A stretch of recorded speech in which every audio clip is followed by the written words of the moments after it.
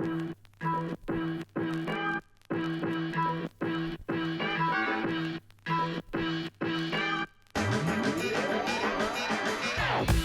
guys, welcome back to the Rhythm Section, brought to you by The Mind Refinery. I'm Kyle Bodanis. This episode, we're going into the vault to drop a pod we recorded shortly after the death of legendary guitarist Eddie Van Halen, where we got into his career, his contributions to music, and how he changed the electric guitar. It was a really fun conversation. We never got a chance to drop it, but the conversation was so good we thought we'd hit you with it now. Just a note, the true genius of the show, Coburn Blair, was not available for this one, so I was joined by a couple of special guests. Hope you enjoy it. If you like what you hear, rate and subscribe wherever you get your podcasts, and if you have time, follow The Mind Refinery on social media. And now, on with the show. Last week, the music world lost one of its true talents and innovators. Eddie Van Halen changed the language of guitar and popular music through technique, ingenuity, and his namesake band with brother Alex, Van Halen. The host with the most, Coburn Blair, isn't with us for this episode, but here to discuss the life and career of Edward Van Halen are Mind Refinery creative Andrew Van Eek. Hello. And a special guest. By day, he conquers the finance world with reckless abandon. By night, he's an uber-talented guitarist and gear nerd. Tristan Wiltman, thank you so much for being here.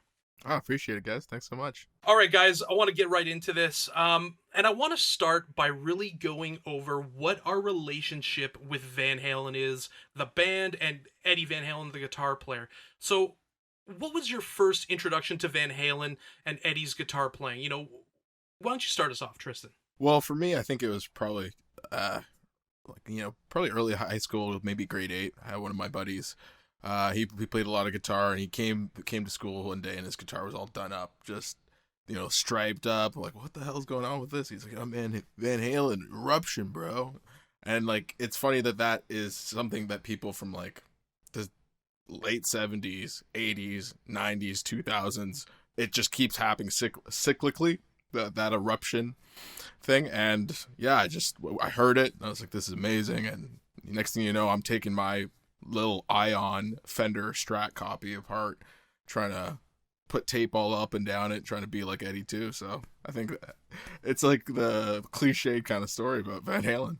Vinny. I think for me, it was really just a kind of disillusionment with, I had come out of my only listening to hip hop for all of high school phase and kind of got back into classic rock and didn't really feel like any of the rock music of the time was speaking to me. And it's just rock and roll, man. Like, just straight up, nothing too deep, nothing too serious. And the sounds that come out of Eddie Van Halen's amplifier just always make me smile. And still to this day, if I'm in a certain kind of mood and it's the right time, I throw it on.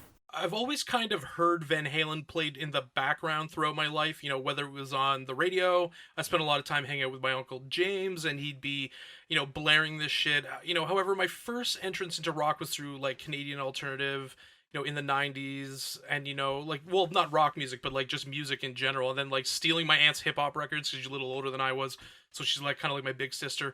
But we moved to the U.S., my family, and I'm not sure what it is about Midwestern culture in the U.S., but they get on classic rock pretty quick. So I started getting into the early stuff, and I didn't have cash for CDs, so I had friends who were making tapes, and this one guy, Doug Bryant, he made me one, and it had a few Van Halen tracks on it. And I was already kind of begging my parents for a guitar, and I'm like, this is so fucking dope. And then I'm visiting my family in Canada again. I had lived in Chicago for like 3 years, and I'm like, I've been reading this issue of Guitar World, and it was the top 100 solos of all time. And the second one, and I was a huge Jimmy Page fan, so the number one was Stairway to Heaven. Argue according to yourselves on which you think the best is. But the second one was Eruption by Van Halen. I'm like, I've never heard that before. So I told my uncle, I'm like, yo, what is Eruption? Like, what is the song Eruption? He's like, you've never heard Eruption? I'm like, no. So he puts the CD in his ancient ass CD changer, and he's got the big speakers, and then he turns it up, and then the fucking drum comes in, and the initial like power chord, and then he just starts screeching with this like intense tremolo picking, and it's just so crazy, and it's nothing like I've ever heard before. and I'm like, what the fuck is this? And I think from that moment I was completely blown away, and I started thinking about the other guitar players who are important in my life, and how they were probably influenced by this guy and all of its marinating. And at this point I started like pushing for a guitar, and I guess I just had one of those like unique experiences kind of with it through family. Like I find that, like, did you guys find that like family really kind of pushing these narratives with older bands like Van Halen?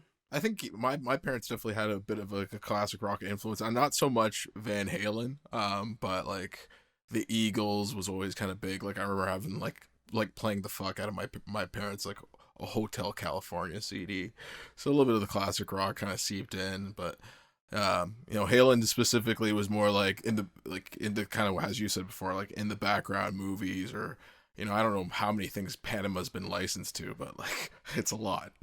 It's a lot. There's this funny thing about, okay, so I don't know if anybody watched the Drew Carey show before. So there's this one episode where Winford and Louder is trying to get Drew out of his house so they can build an extension to the mall. And in order to do it, they get Mimi to play Panama by Van Halen outside of his house for 48 hours straight, on repeat, over and over again, and are shining floodlights into his house. And it's one of the funniest fucking things ever. Also, I'm wondering, despite how rocking that song is, how long it would take to get sick of it. Vanny, did you find this was a parental thing, or were you like kind of just how did you, what was your way into getting exposed to it? I would say mainly through the radio, indirectly through parents in terms of, or my dad, just because my dad was and has always just been on a huge blues kick. I think he listened to a lot of your normal 70s classic rock, but by the time I came around, he's just a heavy, heavy blues guy. And that being blasted through our house all weekend long, I would say definitely contributed to why I love the sounds of Van Halen. But yeah, definitely not directly. So the death of Eddie Van Halen effectively closes the book on Van Halen. I think at this point it would be a farce. Like, I don't think they're obviously going to replace him. I think that's the end of the band. Where do they fit in the rock pantheon? Like, as we start moving into Eddie Van Halen's career, let's talk about Van Halen and what their legacy is going to be.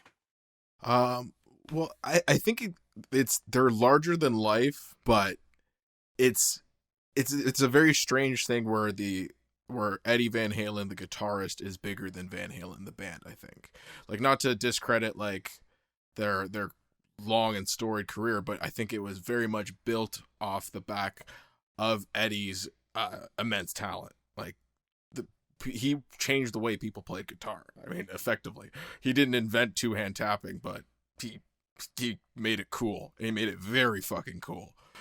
And from that point on, like, even the Frankenstrat, like, the things he did were so distinct and so impactful that it had people just changing the way they do things. So he created a paradigm shift in the whole thing. So at that point, it kind of becomes bigger than the music. If you're changing the way people are purchasing guitars, or the way people are approaching an instrument, and he was making patents and stuff like that for different ways of holding guitars. And I'm kind of going on a tangent here, but I mean, as far as in the pantheon of rock and roll, it's Eddie Van Halen, the guitarist, and then Van Halen the band is like the secondary, I feel. But not to discredit David Lee Roth, because I mean, goddamn Diamond David, what a showman! I mean, the springboard kick where he touches both feet. Oh my goodness! I saw a picture of him on Google recently. He had the man beast chest hair out, fucking 6-pack Shakur, and I was like, I could put that poster on my wall. I'd be okay with that. It's pretty jacked. Like, yeah. It's you got, especially in that era, you got to be the jacked frontman. You can't be busting out like John Popper from Blues Traveler, like fucking even post Atkins diet John Popper. So I mean, what are your thoughts? Like, I guess the big thing is also like comparing them to contemporaries. Like, where do they exist within that late 70s situation? I guess just. I guess in the late 70s they were. I don't like. It's hard to think about it when you weren't there at the time. I know that Van Halen 1 was super impactful, but like, I guess they were I don't know. They were just the precursor to like speed metal, all that kind of stuff. Like without them, they're just everything slows down like at least half a beat. Totally. Your thoughts, Vanik? Yeah, I think for me, just the sounds, like the synth was coming in at that time, and in the late '70s, and that was already a reality, and the guitar, the sound of rock and roll had just been, thoroughly done as it is now, from all different types of angles and all sorts of different types of backgrounds and everything like that. And for whatever reason, Eddie Van Halen was able to make like new, fresh sounds. And to me, looking back, he kind of represents not the last, but one of the later big artists that were making fresh sounds that weren't synthetic. Because now you can just make any sound, and you've been able to do that for quite some time, and that's like been heavily involved in production. But I think that contribution is just a huge part of the legacy. We're gonna get more into how Eddie Van Halen changed the guitar language, but I think if you look into Van Halen, I mean, they stand out because if you look at other rock acts like Led Zeppelin or Pink Floyd, I mean, these dudes took themselves super seriously as artists.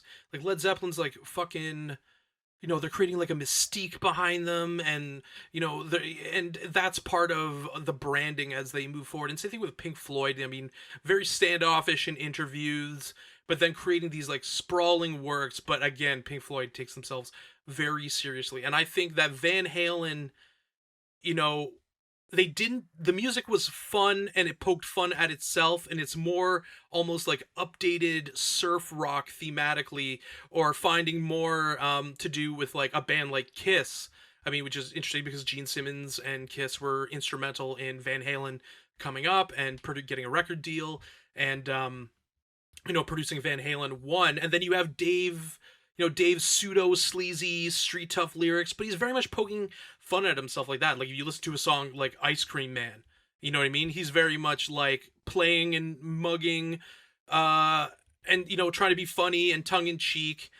And I wonder if sometimes their status is diminished by this. And I think it's a very interesting point, Tristan, that you brought up, that the artist, the artistic nature of Eddie Van Halen's playing almost diminishes it eclipses Van Halen itself, just because I think it was that they were the party, the kind of the party band. And you have a guy like David Lee Roth, who's the consummate showman, but he's not like that brooding frontman that is taken so seriously in rock history, especially when it comes to the 70s. And from a sonic point of view, these guys were in full flight, and and they were totally without borders, and I think Eddie Van Halen has a lot to do with that. But do you think that perhaps this status as more of the band being fun, quote unquote, and less serious diminished what their legacy is? The riffs. Yeah. That's The riffs. That's kind of, at the end of the day, like David Lee Roth could be saying anything over those songs, but like, Yeah. the interplay between them, it's like I feel it's a great thing that happens every once in a, not every, I think it was happening quite commonly back in the 80s.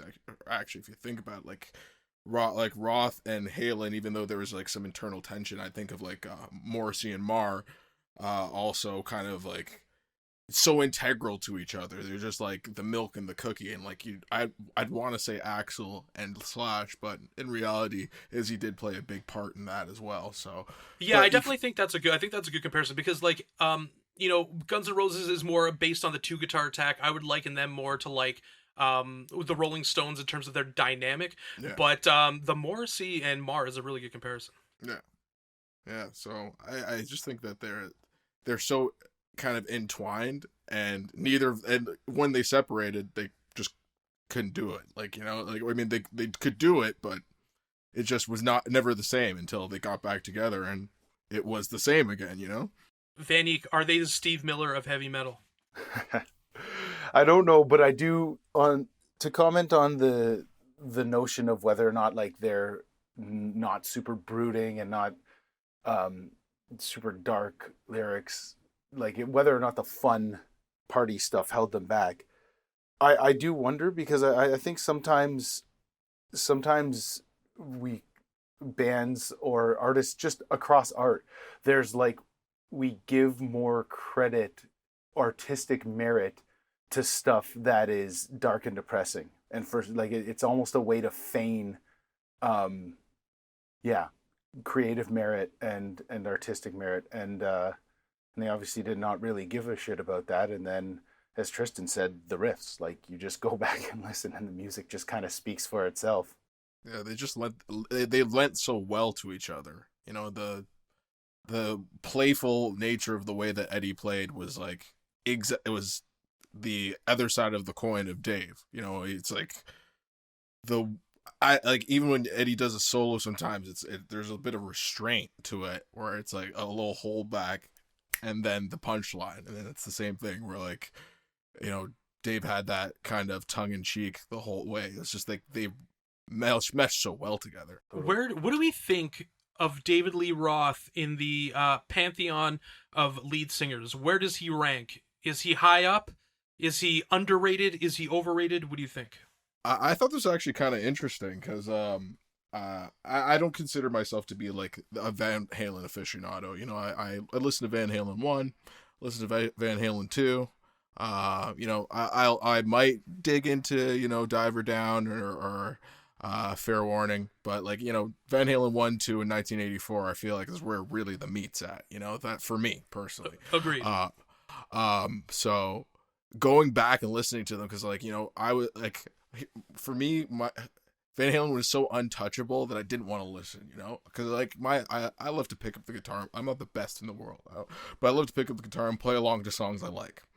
So when I can't fucking get through like some easy shit that he makes look like, if I can't get through just doing the regular riffs on Panama, and I can't even wrap my head around the solo, I kind of put it down. But to get back and listen to those guys now and hear those like screeches that Dave does, like it's just like and I looked online, and I saw people were like, oh, he's a okay frontman, bad singer. I'm like, how do you even explain some of the sounds that this guy is making? Like, just like, I think it like my favorite tunes like Somebody Get Me a Doctor. Like you hear him just like wailing, like it's just, it's chills, man. He was amazing. I do think he's underrated. Yeah, absolutely. And we're looking back at that through the lens of like kind of a lot of the hair metal that they inspired, but that wasn't there prior to them. And if you all those other screeching lead singers and all the weird stuff from the 80s, it's just like, certainly like him better than any of you know, I don't know who I can't remember who the lead singer of Poison is, but you know, that guy is. Brett Michaels. Brett Michaels. There he is. Yeah. Oh yeah, he had a pretty good career after all. Rock of Love, baby. Yeah, good for him. Good for him. Rock of Love. He's like the Flava Flav of hair metal. Yeah. Well, it's funny because like if you're looking at influences, and we're gonna get into those later, there's the good influence. I think Rage Against the Machine is a quintessential version of this, where you're like, I love Rage Against the Machine, and then you look at what it inspired. I'm like, fuck. This is it's I definitely think David Lee Roth is I definitely think he's completely underestimated as a lead singer. I think it's because, again, I think you know, Vanny, you raised a good point that like there is almost like it puts you in a good artistic position if you just are up your own ass and serious. And when you talk to musicians, it's like, okay, Led Zeppelin was serious, but like they were also trashing hotel rooms. And you know what I mean? Like, it's almost like it's branding before it was fucking branding. And I think David Lee Roth, especially when you look at the singers that came behind him, like, he's incredible and he's a showman. And that's what it's supposed to be. Like, at some point, the music, every song can't be this serious thing. And like Van Halen is just good where you just fucking, you sky the damn, the dial and turn it up, and it's just, you're into it. And it's funny because you mentioned about Tristan, you mentioned about how you listen to it and it's like, do I even fucking pick up my guitar anymore? I think there was some reaction to that, but I almost think, and we're gonna get into the riffs, like the riffs are like Van Halen's solo runs, like the hardest part of Eruption isn't the finger tapping. The finger tapping is set runs. Like, if you practice the finger tapping, you can get the finger tapping down. It's when he goes into all the, like, really fast tremolo picking, like, the speed stuff where he's all over the fucking fretboard, that's where you're like, how the hell do I even do this? And the dive bombs. The dive bombs and Oh, the yeah. harmonics he drops sometimes. He was a big on harmonics. Oh, it's ludicrous. Yeah, it's Yeah. the squeals and pitch harmonics he's using. I'm like, this guy. I mean, he really, really, when you look at, I'm gonna say in terms of being a virtuoso of the whammy bar, I'm gonna say it's him and Jimi Hendrix running neck and neck, Yeah. and I think that, I think that's where he directly gets it from. I do want to, I think this segues nicely though into, what was the biggest impact of Eddie Van Halen from a musical sense, a technical sense, an artistic sense, and then like we'll get into from there like who we feel he influenced. But like, what do you think his biggest contributions are? Yeah, I gotta say that it's like I know I touched on it a little bit earlier, but like he changed the way people play guitars, man. Like for at least a decade. The 80s was super about technicality, and then you can even think up into like even like Dragon Force and stuff like that. There is no band in the world that does metal or anything like that you can't be like, I don't see shades of Van Halen. It's like it's extremely hard to try and play that genre of music and not have some influence from this guy. Like, living legend. He's it's like a Thomas Edison just walking around today. No kidding. I wonder too, like I know that there's the whole like when he was playing backwards and stuff and didn't want to show anybody how he was doing it, and I guess it's disputed whether or not he was the first, but can I interject on that point? Yeah, just to clear it. So it was Alex, so I had read this in Guitar World and they had like made this like misleading claim that Eddie Van Halen was purposely doing it. So what happened was Alex Van Halen, his brother, was like, look at the way you're fucking playing. Play with your back to the crowd because we're not signed to a deal yet. He's like, wait till we're signed to a deal, then you can do it. You don't need a bunch of people copying your shit, and then all of a sudden they fucking scoop us and all that kind of stuff. Sorry for the interjection. Continue. No. Fair enough. That's it's a part of rock history right there for sure. Cool. And even if he wasn't the first person to do a lot of these techniques, the fact that he was the one that popularized them and like put them into, if you're going to be a rock guitarist, you need to be able to finger tap, dive bomb, all that stuff, play those types of riffs. Then have that as part of your arsenal to be a good rock guitarist. That's that's all credited to him, really. He definitely greatly expanded the guitar vocabulary and, took some seemingly disparate influences and kind of brought them together. Because as we said, finger tapping is more rooted in like flamenco. Like that's really where it comes from. And he's going to, and classical. So, I mean, the idea was he wanted to embrace ideas of like classical playing on a piano, but on a fretboard, and then he was able to like kind of look at other guitar players and do it. And I believe the original guitar player for Genesis also was kind of in the finger tapping. He was using it more from a melodic standpoint rather than absolutely burning down the fucking fretboard as he's in Genesis. So like as I said, he didn't invent the finger tapping technique. I think that some people who try to be like, like, I mean, you get these guitar dudes in the fucking guitar store and like, he didn't invent that, right? I'm like, this motherfucker isn't saying he invented it. It's just he increased it to the point where it could be brought into the main like pop lexicon, right? So like, you think about it, you have Jump, which has a fucking tap solo on it. That's like a #1 song on Billboard. Like, since when is that level of neoclassical guitar playing since been #1 on the Billboard? You know what I mean? Like, yeah. I think like.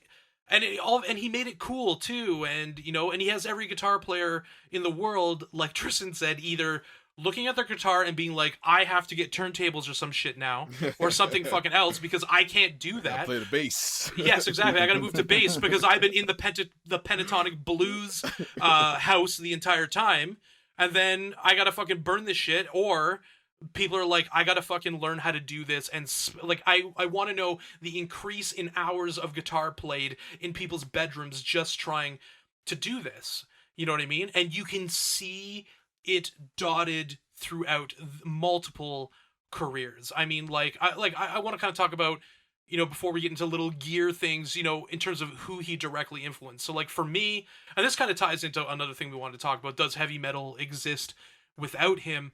I think that if you look at a player, like if you look at some of the key players in metal as we know it now, a very important one, Randy Rhoads, guitar player for Ozzy Osbourne. Does he even exist like that without that? His style is kind of a direct line to Eddie Van Halen. And then you guys have you're about to get my favorite, I bet. Yeah, you're going to get into fucking Joe Satriani. You're going to get into Steve Vai. You're going to get into Yngwie Malmsteen. You're going to get into Kirk Hammett. You're going to get into Dave Mustaine. You're going to get into Dimebag Darrell, Scott Ian. Right? Like, think about Dimebag Darrell without Eddie Van Halen. Like, what the fuck is it? He's probably a country artist, to be honest with you. And let's not forget that Frank in the Strat #2 is buried with him, an original for the original, man. Yeah. As far as metal goes, Pantera is the band for me. So knowing that he was directly influenced and then like by Eddie, because like it's you know, it speaks volumes of what one person's creativity can inspire in someone else. Because as far as I'm concerned, like as far as metal guitarists go, Dimebag Darrell was the one. I mean, he's pretty fucking incredible, and like if you look at his riffing ability, like if you're looking at a song like "Cowboys from Hell," you know, like the riffing on it, like this is straight from Van Halen, where you're using like, you know, you're using quarter bends, just like little squeals, harmonics, heavy palm muting, and it's just a darker take on it. What are your thoughts on that, Vinny? Who do you see as some of his contemporaries? I actually didn't know. That's very interesting, the Dimebag, because the second I didn't know that, and the second you say it, I could just hear it. Just think of my favorite of them obviously is the Cowboys from Hell riff, and that is just, you can see the parallels directly there. One thing you just said that I thought about with the technique is his palm muting is like out of this world. Yeah, totally just changes, and that's something that is right from Van Halen 1 on. It just completely changes how the music sounds, obviously, and 100%. Yeah. I think of like Primal Concrete Sledge, like it's attacks. Yeah. Yeah, especially if you're looking at a song like "Hot for Teacher," where you can really kind of when he starts busting into the riff, you know what I mean, and it's just like breakneck speed. They're playing double, triple time, and they're just, and you know what I mean. And I think definitely some credit should go to Michael Anthony and to Alex Van Halen, because like the rhythm section really kind of holds it up, and they go with him. They give him a nice canvas to kind of paint over, especially when you have a good rhythm section. You can get freeform, you know what I mean, you can start improvising. And I don't mean to interject, but this just dawned on me as well, that Dimebag Darrell and Vinnie Paul are a drummer-guitarist combination as well. Yeah, absolutely. And Vinnie Paul talks about Alex Van Halen a lot, and that a lot of his double kick, it was he says in terms of his double kick style, it was Lars Ulrich and Alex Van Halen that were like the most kind of influential, on him. And both four pieces with one lead singer just doing one thing and just the three individual instruments. Oh yeah, no touring second guitar either, just like fucking filling it up. And I think Eddie Van Halen's ability to fill that sound. I mean, it's kind of, his guitar tone is interesting too, because it's not like it's kind of like he's adding for his natural tone. This is like the bass tone of any song. It was, he's using phaser, he's using delay, and then he's using a fucking skied overdrive on his fucking amplifier, and like it's loud, it's crunchy, it's squealing. He's playing with his hands over the pickups just to control the feedback back and forth, something Randy Rhoads would definitely adopt later on. And I think, and especially when I think of, if you listen to Kill 'Em All, the first Metallica album, you really fucking hear two bands of the first Metallica album. Let's say three bands, sorry. You hear UFO, you hear what a lot of people would be surprised at is the sheer Attack era Queen, because like they're a pretty grindy band for palm muting and stuff that a lot of people don't realize, because they're A Night of the Opera and all that kind of stuff. But Van Halen, like Eddie Van Halen's playing like on it. I know, Vanny, you're a huge Kill 'Em All fan. We've rocked out to it, minus the bass solo, which we feel shouldn't be on it, but which is finger tapping on the bass too. So obviously everyone's going crazy with this finger tapping. Like, what are your thoughts? Metallica obviously is, not obviously, but for me, Metallica is definitely one of my favorite metal bands of all time. And there is just that direct line, and it is just the ability of guitar, the riffs to carry the riffs that are so melodic that they carry the whole song, that you don't need a whole orchestra behind it. You don't need to be that create that kind of depth of sound, especially out of one guitar, is just wild for me. I think this segues nicely actually into our next kind of topic, which, and it'll help us get into, because I mean, obviously we can talk about, I mean, I think unfortunately Yngwie Malmsteen, I can't listen to so much Yngwie Malmsteen because it's sounds like I'm listening to someone masturbate. But there's Joe Satriani, there's Steve Vai. But one thing I feel like Eddie Van Halen didn't get enough credit for, and we kind of touched on it, for his chops beyond the guitar solo, namely like riffing and composition. Like, what are your thoughts on that? What are some of our favorite Eddie Van Halen riffs? I gotta say, "Ain't Talking About Love" is a great starter point. Like, That's a fucking good one. Yeah, that one's a kills. Like I already said, somebody get me a doctor, and like I hate going back to the hits. I always hate doing that, but like, man, they do have a lot of hits. It's hard to. They're hits for a reason, right? And exactly. And once you get away from a song being overplayed on the radio, which then like they were hits for a reason. Like Hot for Teacher, like even that like mix from like hard to like when it gets do like that, like kind of jazzy. Oh, it's so good. Oh yeah. It's like what are you even doing? Yeah. like it's crazy at certain points. There's just like the in between stuff and a lot of, and I was thinking like I got to think of like which solos mean the most to me, and I was listening to the albums over and over again, and I was just like, you know what, like it's just the riffs. It's like what's getting you through the song. I'm not waiting for a solo. I'm just enjoying that. I'm like, damn, how's he doing this? That's an interesting thing, is that for some guitar players, you're waiting for the climax, right? Whereas with Eddie Van Halen, it's just the whole thing is all over, is succinct, but at the same time all over the place, and the riffing is intense. Yeah, like a lot of the like some of the bluesy type riffs, like Bottoms Up on Van Halen 2 is one of my favorites. Just and DOA also. That's a little bit more metal, I guess. But DOA is fantastic. Oh yeah. For me, Mean Streets. First of all, the opening riff where he's like fully using a like slap technique on the friggin' fretboard, and he's using, but then in switching from like the pitch harmonics to the finger tapping, like that is, so many people have tried to fucking imitate that. And then when he gets into those like chunking riffs, I'm like, this is fucking sick. And it's just so, and every time I listen to it, it's a full nerd out. I have to like bring lotions out because it's almost a borderline sexual experience. I fucking lots of scented candles. It's fantastic. A good example, because of the not waiting for the solo, is a song Unchained off Fair Warning. It's so good. So the hook is this like soaring palm muted riff, and it's really cool. And then, but what's really cool about it, like the solo is just a little thing on it, like it's just a little like interlude, but like the part where he's palm muting and squealing under the verse, and it's just, and it's so perfect. There isn't a need to like go into your standard solo. He has no problem with that. Even one thing about Eddie Van Halen, I think because he's such the consummate musician, he understands that it is about the band and what the band does and what notes you are playing and what notes you aren't playing at the same time. And I think that, Unchained is an example of that. And then, like, my first experience with Van Halen is Running with the Devil. This is just and I chose this because it's such a simple riff. It's nothing fancy, but, like, it just is when the bass is like, bow, bow, bow. Yeah. Like, he does the fucking pick slide and then the power chords, and it's just, every time, so fucking wonderful. And that kicks off that album.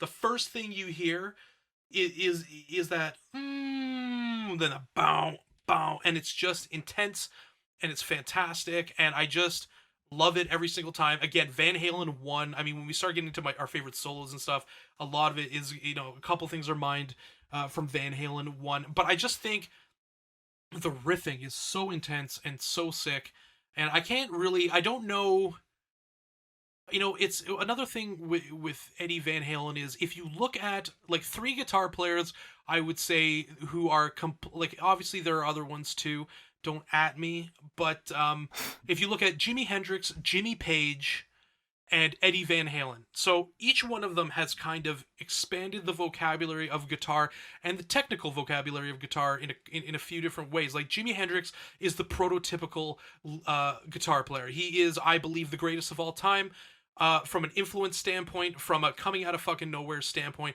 But this guy is, he's working with Eddie Kramer, and Eddie Kramer's like, yo, I'm gonna make this stomp box. Do you want to use it? And he's like, yeah.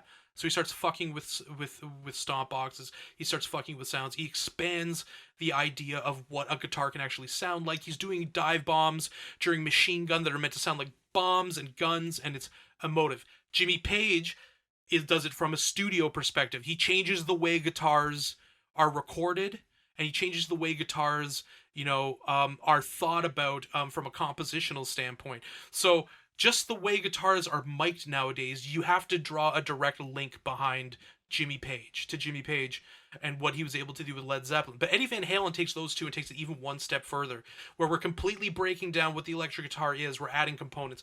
We're putting it in. He's thinking before he experiments, he's thinking about the sounds he wants to make and then coming up with a technical idea of how to do that from an equipment standpoint. He adds this to the lexicon and it completely changes the way the things are. So I think he is one of the three guitar players who has had most influence on the way we've kind of put it together, and he's done so from a riffing standpoint, because even Jimmy Page, to an extent, the riffs are awesome, they're bombastic, but I'm kind of waiting for the solos sometimes. Mm-hmm. Fair enough. He's an innovator, man. I mean, even humbucker, Stratocaster. Let's look at Frankenstrat, because I think it's interesting. The famed Frankenstrat, just for introductions, is his main guitar that he kind of put together. It was a Cheval body. It was like $50, a Fender neck, like another $150, and he kind of likes Strats for speed and for especially the whammy bar, but then he liked Les Pauls for the chunk and the aggression and for the fatness of the sound. So he's like, I'm going to create this custom guitar, and it was fantastic. Yeah, and you put a ES335 pickup in that one. He cut that it. That is correct. It was like a 60s 335. The guy's a madman. He would just chop guitars up for fun. Like he had a Ibanez Destroyer, and he was like, yeah, I don't like this other horn. And just literally took a saw and got rid of it. He would just experiment like crazy. And another interesting thing about it is he basically locking tuners, not the I think it's I don't want to say it's I think it's Schaller tuners. I can't remember off the top of my head, but he was integral in creating those tunings that when you down tune it and use the whammy bar, your guitar doesn't go completely out of whack. He basically created the micro. He thought up the idea of the micro tilting bridge portion of guitars to actually make sure it was precise. He said he was pissed off that the guy never let him patent it with him.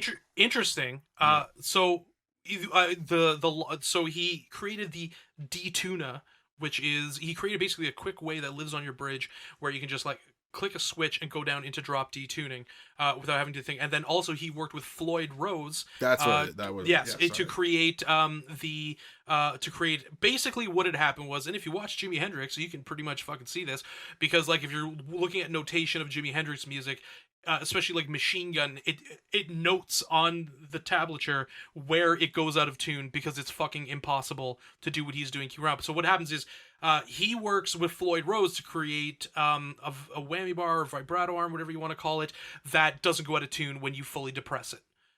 Which is why he's able to do all these fucking crazy dive bombs and still keep his guitar in tune, which is intense. It's awesome. Talk about a lasting contribution. Imagine you were starting a band when you were young 20s or teenager or whatever, and then you just did something like that would just change how people made and played guitars forever. It's pretty epic. I think that's, that's what you're hey man, I play guitar. It's hey man, I changed how you played that guitar. Yeah. It's a flex. It's a big flex. It's a big flex. So here's what I want to get into. I want to get into the real nitty gritty here. What are our individual top 3 favorite Van Halen guitar solos? But I want to add a caveat here. I don't want anybody busting out Eruption. Don't be like my favorite solo is fucking Eruption. Don't do that to me. Why don't you start us, Tristan? Yo, it's got to be somebody get me a doctor. I've been plugging it all Yeah. all No, episode. If you it's haven't listened good. to it, It's good. yeah, like especially where it goes into the just like the straight like not pinch harmonics, but like just regular ass harmonics at the end of the. It's an extremely pretty solo. As far and again, it's like I'm not a big solo guy for their records too, but I'm gonna have to say it's a sickness. I will never get sick of Panama, and I love that. And I love that solo. Like even when he takes it down the, I'm like, ooh, whoa, taking me to a different zone. And yeah, I think even Ain't Talking About Love. Yeah, those are my three. They're fucking good. Like, listen, this is the one big thing. Like, I mean, obviously, anybody who's listening to this right now can understand the masturbatory elements of this conversation. So, listen, if you like it, you go with it. Vanik, what do you think? I gotta put. It's a popular choice, but Hot for Teacher is just all of every time he goes high in that song. I absolutely dig it. And then I think my favorite album just in general is Two, and then you kind of take your pick. I mentioned DOA before. DOA's got a good one. Yeah. I don't think there's, you know what, in preparation for this pod, I just listened to all the David Lee Roth albums. I challenged myself to do it. I didn't take a break. Like every time I was listening to music, I just only listened to it until I did all 5 albums. And I don't think I found one that I didn't like. Like there wasn't a point where I was just like, oh, this is kind of tired or doesn't sound fresh. And to do that over, it's basically like 50, 60 tracks. It's pretty wild. What's your third? You have fucking... yeah, and then I'm just gonna take a stab. I don't know. Would if we go on Van Halen 1, Jamie's Crying. I just heard Automatic Punk for the first time in a long time. Atomic Punk? Or Atomic Punk, Atomic Punk, and that is a crazy that song's fucking crazy. It's got a good solo too. And again, just I would love to hear if anything sounded like that prior to that song. Okay, so my number one is Ice Cream Man. I fucking love that solo. And I love the fucking... First of all, I love Daly. He's like, I'm your ice cream man. He's just like, it's so good, and he's shucking it up, and you know he's being an asshole, and I love it. And he's just like, it's fun. He's entertaining everybody. And then when the electric parts come in, like when that solo breaks in, and like like when the solo breaks in, he's playing the high part. He's squealing, and then all of a sudden, once the bass and the drums start doing the double time walk, I'm like, it's so good, because they're just there, they're laying down this sonic foundation, and he's just fucking painting all over it, and it's fantastic, and the song is so fun, and it really kind of shows how, like, because, I mean, like, these guys at the end of the day, you know, they're from Holland, they're of Indonesian descent as well, they come to America, they hear rock music, they hear the Beach Boys, they're into the Los Angeles, California lifestyle, and like this Ice Cream Man is a perfect fucking example of that. I really love it. My uncle used to fly around the corner of our neighborhood, because when I grew up, my my mom was a young mother. She was like 20 when I was born.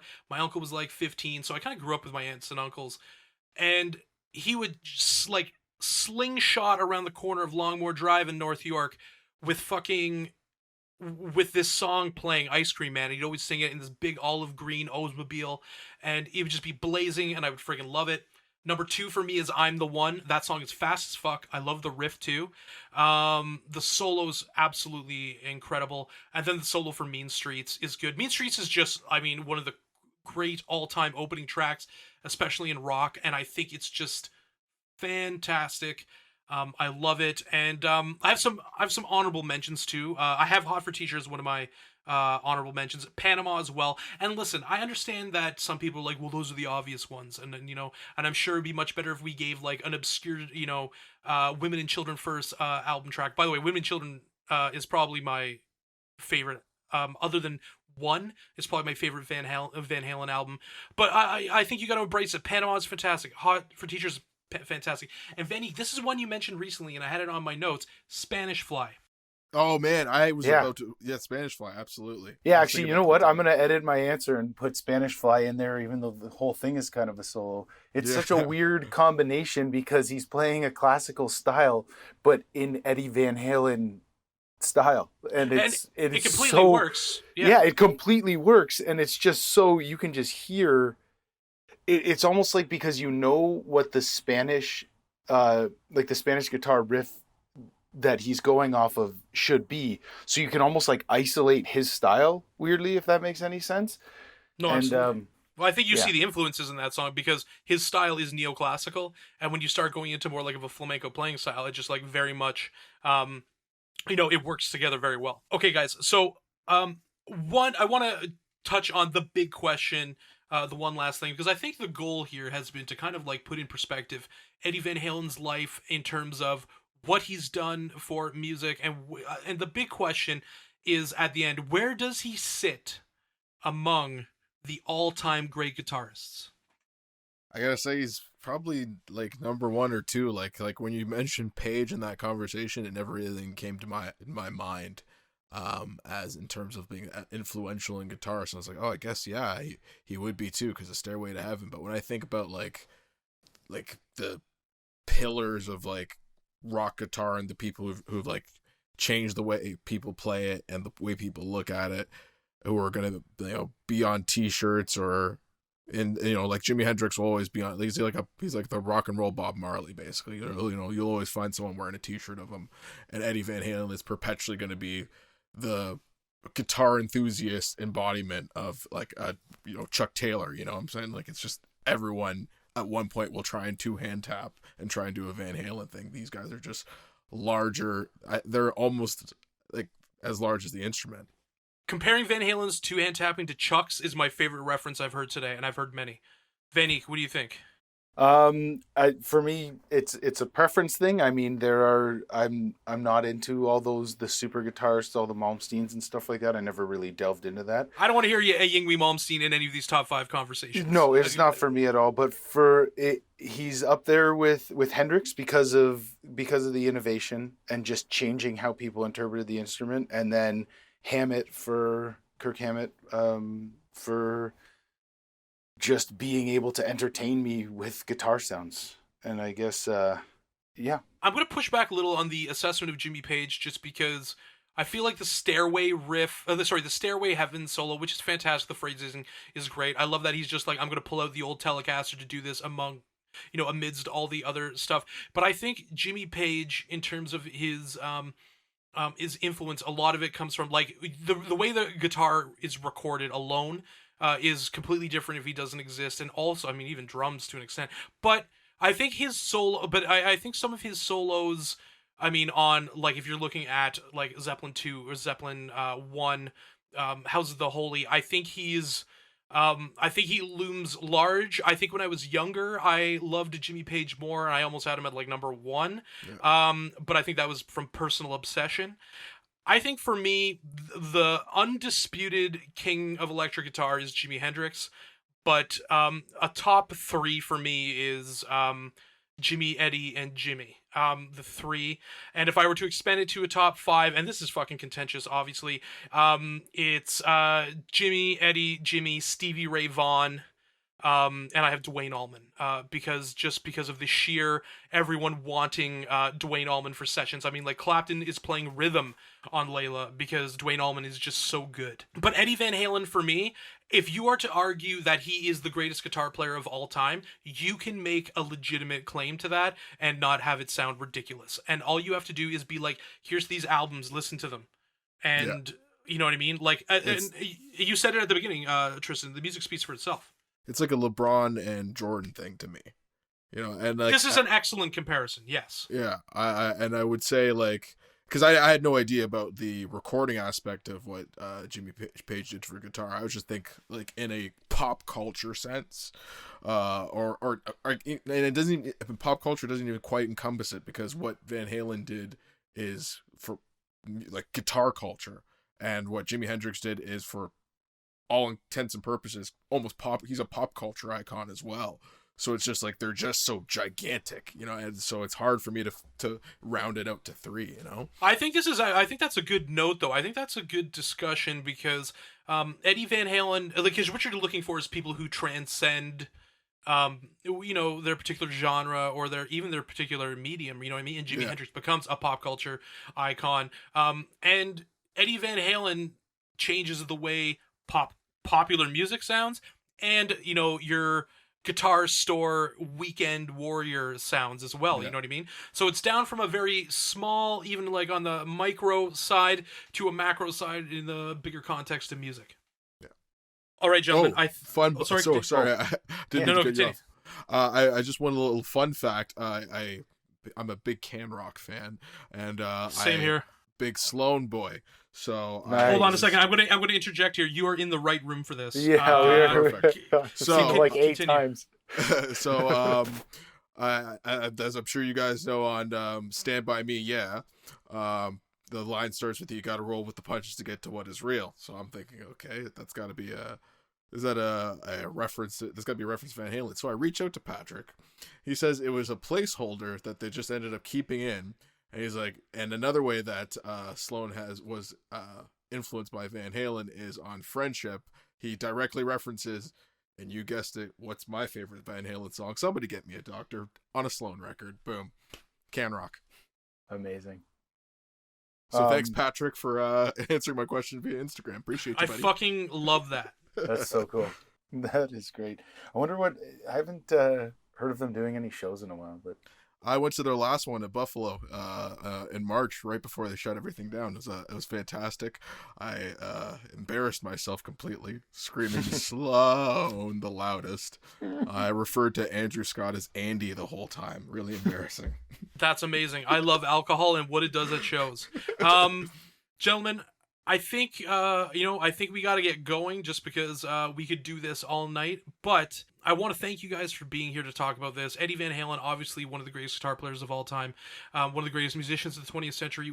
He will be missed, and his influence is just without any kind of reproach. And so gentlemen, thank you for being here. Thank you. thank you. All right, guys, thanks so much for listening. If you liked what you heard, rate and subscribe to our channel wherever you get your podcasts, and don't forget to follow the Mind Refinery on social media. Until next time.